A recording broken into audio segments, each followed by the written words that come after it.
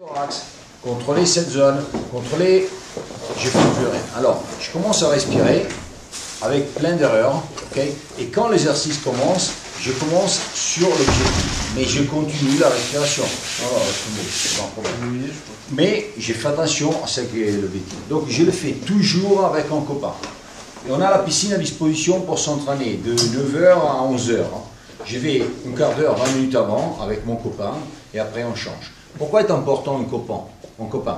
Parce que si je le fais correct, rien, dès que je fais l'erreur, il me dit oh, erreur, on me touche le pôle.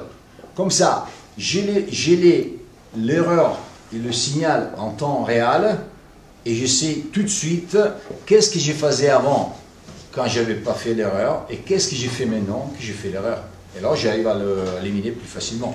Si je mets un GoPro, je regarde, et en regardant après, donc 15 minutes après l'exercice, je vois que le thorax il bouge. Je ne peux pas savoir qu'est-ce que j'ai faisais physiquement, mécaniquement, avec les muscles, quand j'ai bougé le diaphragme. Vous comprenez ce que je suis en train de dire? Donc c'est important de le faire toujours avec un copain, qui m'aide directement à changer quand je fais l'erreur. Okay? Et je ventile. Je commence à ventiler, à respirer, et après je commence l'exercice. C'est ok? Alors, les gars, le premier exercice, très simple, et c'est que je peux partiellement expliquer aujourd'hui. C'est mon oreiller. Okay? Alors, je me couche, okay? La main ici, okay? Et j'essaie d'utiliser le main là, il ne bouge pas, l'autre bouge. Okay?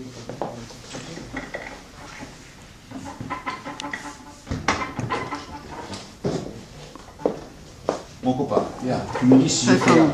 Alors, je plie les jambes parce que je dois essayer d'avoir le moins possible de place. Alors, si je suis comme ça, il y a la place. Quand je plie les genoux, okay, je peux amener le dos plus facilement vers le fond. Okay. Donc, je peux, ça c'est la position, la colonne vertébrale le plus loin possible. Et là, je commence l'exercice. Je dis, le premier exercice, le contrôle du thorax. Okay? Là, bouge pas, là, doit bouger. Alors, je commence à respirer. Je l'ai fait avec plein d'erreurs que j'ai fait quand je respire d'habitude. Et après, quand il dit, ok, on commence l'exercice, la main qui est là ne bouge plus, l'autre continue à bouger. Ok? Alors, je respire et j'attends ça va.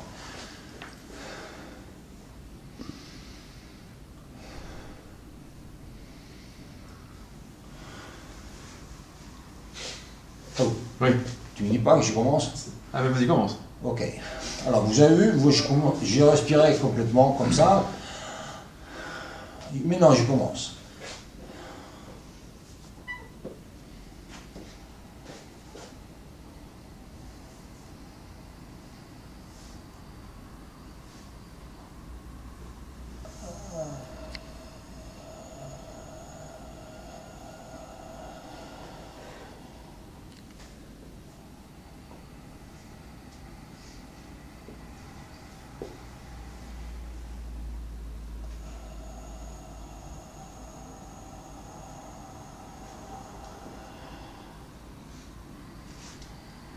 Le thorax. Ok, ça est important. Alors, avant, il m'a rien dit, donc c'était ok. Au bout du moment, il m'a dit thorax. Alors, j'ai la possibilité de savoir, de comprendre tout de suite l'erreur que je fais comparée par l'exercice que je fais avant. Ok. Et ça, c'est le premier exercice. Donc, contrôler complètement cette zone et contrôler cette zone et bouger l'autre. Okay. Ça, c'est, disons, la base de cet exercice. Parce que si on le fait bien, cet exercice prévoit le contrôle, s'appelle la zone de la ceinture. Cette zone. Okay. Pourquoi? Parce que regardez la différence. L'exercice correct est ça.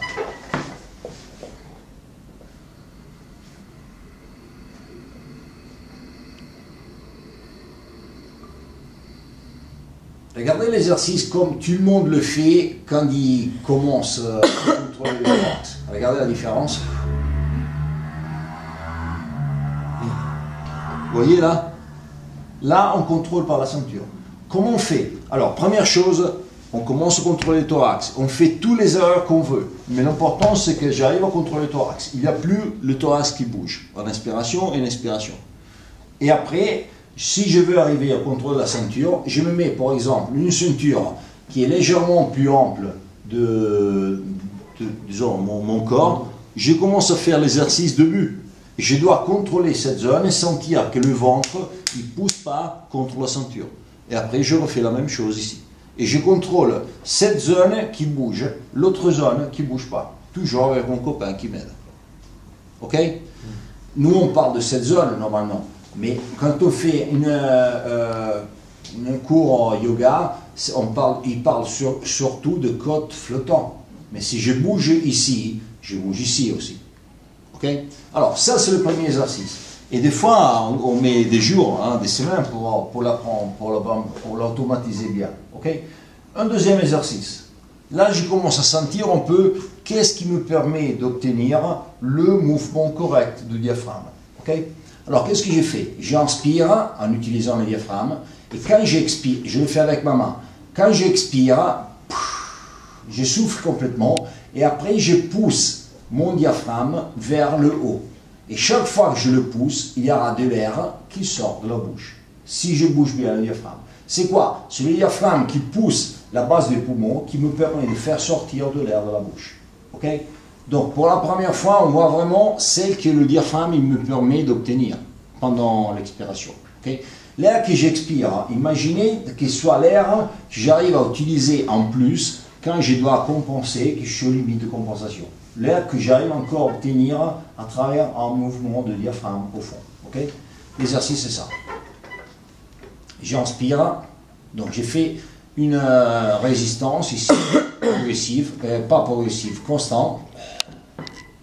Avec le diaphragme, je pousse la main à l'extérieur.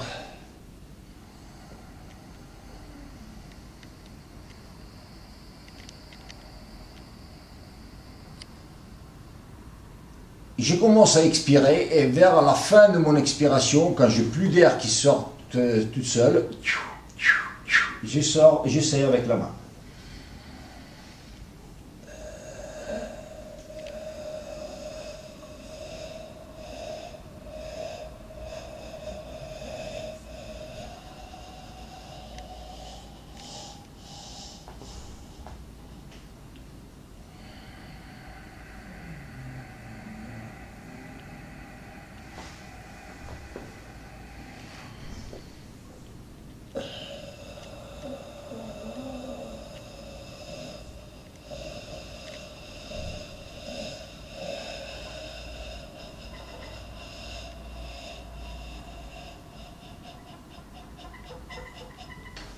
Vous sentez?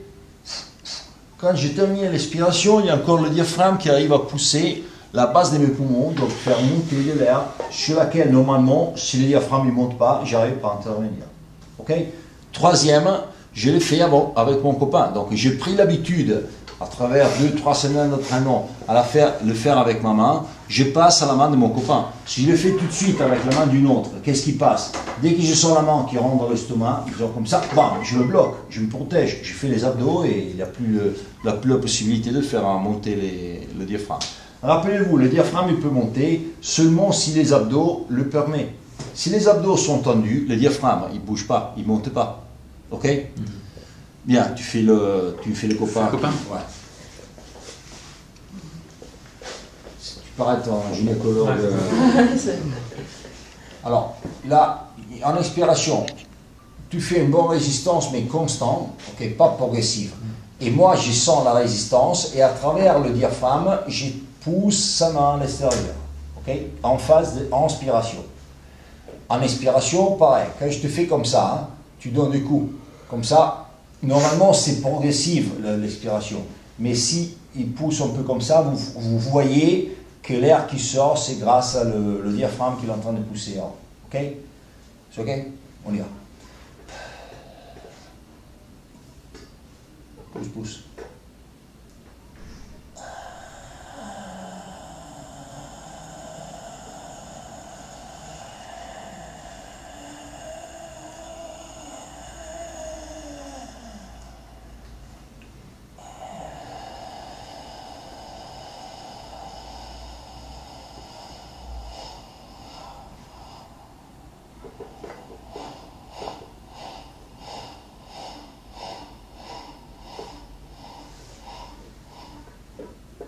t'inquiète pas, pousse.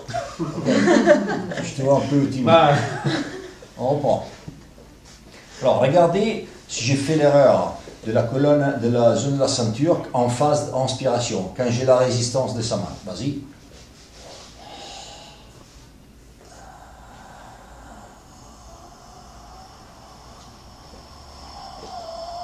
Vous voyez que sa main, elle ne sort pas. Je suis en train de pousser là, le ventre. Okay. Donc, la résistance qui est là doit pousser, le diaphragme, il doit pousser sa main, amener sa main vers l'extérieur. Okay.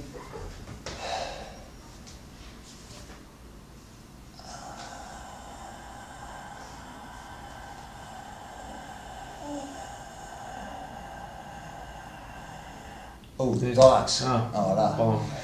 Vous avez vu? Alors, ça, c'est un des erreurs. Je commence avec le diaphragme et après, je sens que la main fait un peu trop de résistance, je passe à haut. J'ai fait la zone thoracique. Okay? L'autre erreur qu'on peut faire pendant qu'on expire, c'est la main rentre et moi je bloque pour me protéger. Et là, dès que je bloque avec les abdos, il ne peut plus rien faire. On le fait.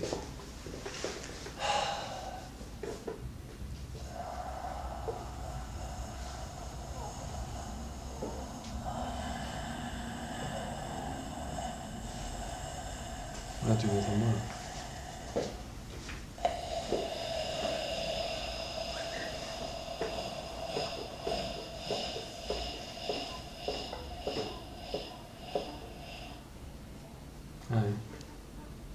Ah bien, elle ne peut plus rien faire. Okay.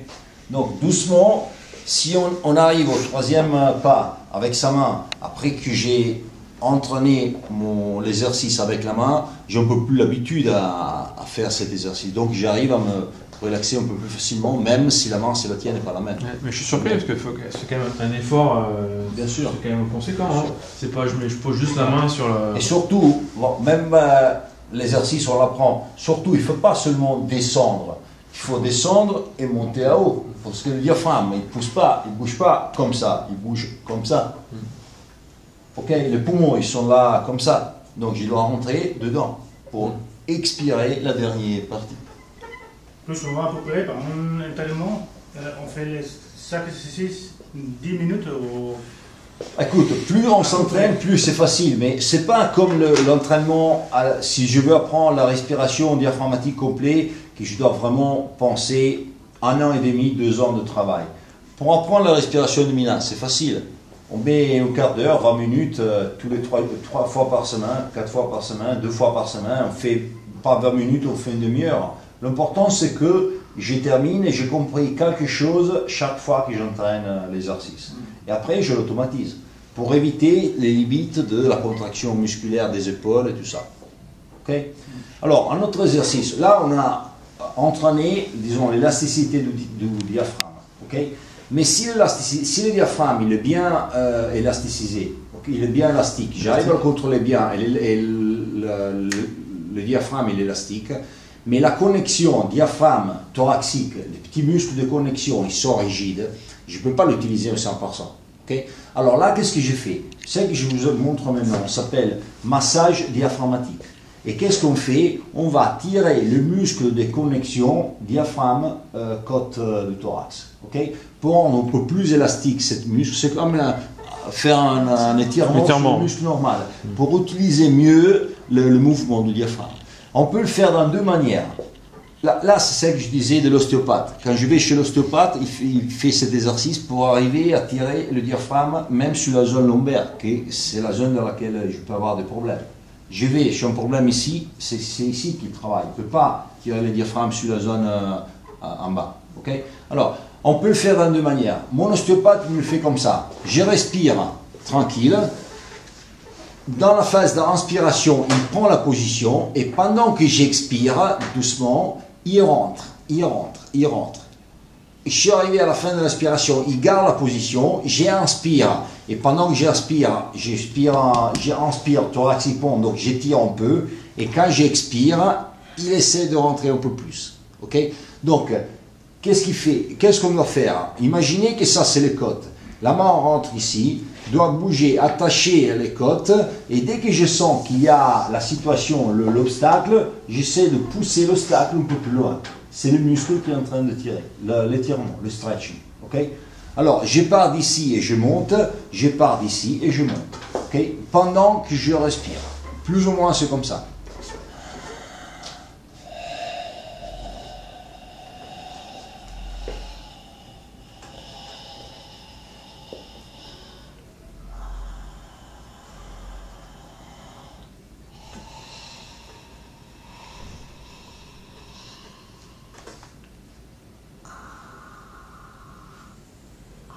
Vous avez vu?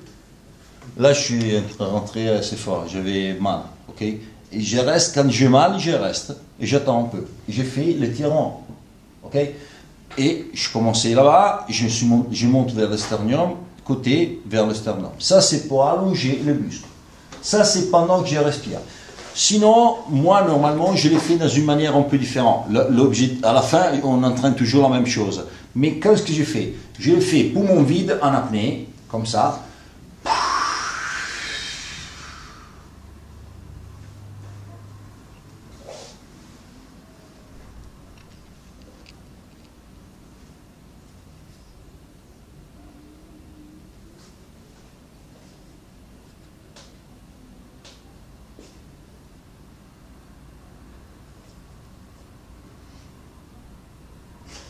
Ok? Donc j'ai fait la même chose. Le diaphragme est monté. Là, j'ai le petit trou, donc je ne peux pas parler pendant l'exercice parce que la glotte est fermée. Le diaphragme, il est monté et avec la main, je suis en train de pousser le petit muscle de connexion diaphragme-thorax. Okay? En apnée, poumon vide. Donc, il y a deux variables. C'est à vous le choix. Okay? Si on fait la première, on reste là pendant l'inspiration et quand je suis en train d'expirer, on force un peu. C'est la règle qui est générale de l'étirement, du stretching. J'allonge plus en phase d'expiration, toujours. Inspire, je prépare la position, expire, je pousse. Ok? Et en fait, cet exercice, c'est pourquoi exactement? C'est pour faire travailler le diaphragme et tirer. Mais pourquoi? Non, voilà, je te l'expliquais. On a vu les premiers 3-4 exercices, j'ai augmenté la sensibilité sur le diaphragme et j'ai élasticité le diaphragme. Okay? Cet exercice, c'est pour rendre un peu plus élastique le muscle de connexion diaphragme-cage thoracique. Parce que si j'ai le diaphragme élastique, mais les muscles de connexion sont rigides, durs, ils ne bougent pas, je ne peux pas utiliser le diaphragme comme potentiellement je peux. Okay? Le dernier exercice, pour travailler toujours sur un diaphragme et tout ça, viens, mets-toi là. Ah, moi? Ouais, je m'occupe de toi. Alors, on a parlé diaphragme, connexion diaphragme-thorax. Qu'est-ce qu'on fait maintenant? On essaie de élasticiser le thorax, rendre plus élastique le thorax. Un exemple, il y a plusieurs exercices. Vous rentrez sur Google, vous voyez, on peut être on est tout seul en salle de gym, on met une barre ici, ok, et on commence en expirant, on pousse et on travaille sur le côté droit. Après, je vais vers le droit et je pousse le côté gauche. Sinon, je reste sur une... le petit lit où j'ai fait en banc, voilà. En banc avec 2 kilos de 3-4 kilos, de poids, ok, de 3-4 kilos, hein, c'est pas ça ne sert pas pour faire de poids, ça sert pour aider l'ouverture. Ok, sur un banc, je descends. Et là, le poids, il m'aide à ouvrir complètement le thorax. Après, je reprends la position. Je respire, je me relaxe, je fais le verre, je croise. Avec le plomb, et le plomb qui tombe à droite et à gauche qui me permet de serrer. Donc je ouvre et je ferme pour élasticiser le thorax. Okay? Sinon, si on est en binôme, je suis avec mon copain, je travaille avec lui, mets-toi sur le côté, regarde à l'autre côté. Okay? Je me mets là. Okay, je ne pousse pas beaucoup. Hein. De toute manière, la main, je dois l'avoir sur... Ça, c'est le thorax. Okay? Je la main là. Il inspire. Il expire. Et relax. Déjà, dès que je commence à pousser... Alors, je vous explique l'exercice. Après, on essaie de le faire. Il est en train d'expirer. Moi, je pousse. Et chaque fois que je pousse, vous sentez qu'il y a plus d'air qui sort. Quand il a fini d'expirer, il n'y a plus d'air à expirer, je reste en pression. J'ai fait une pression très forte et lui, il est en train de faire rentrer de l'air. L'air commence à rentrer, rentre. Après, il n'y a plus d'air qui peut rentrer. Qu'est-ce que j'ai fait? Je laisse. Et quand on fait bien cet exercice, dès que je laisse, il y a un peu comme de l'air qui rentre automatiquement parce que c'est une ventouse qui reprend, qui permet de faire rentrer de l'air. Et c'est quoi l'objectif? C'est élasticiser la zone thoracique. Okay? C'est important aussi, si j'ai fait 6 mois sans plongée profonde, okay? Je vais en mer, au début je sens que je suis un peu coincé ici, une douleur, parce que j'ai perdu l'élasticité du thorax. Cet exercice et les autres que je montrais, des plombs, me permet de le regagner, de le remettre en place. Vas-y. Relaxe bien. Inspire, doucement, je ne te presse pas. Inspire. Inspire, prends de l'air. Thorax, thorax, on est en train de travailler le thorax maintenant. Encore. Ok, expire.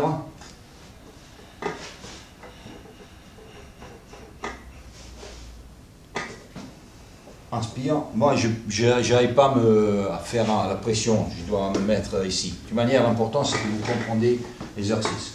Expire bien. Ok. Maintenant, il inspire.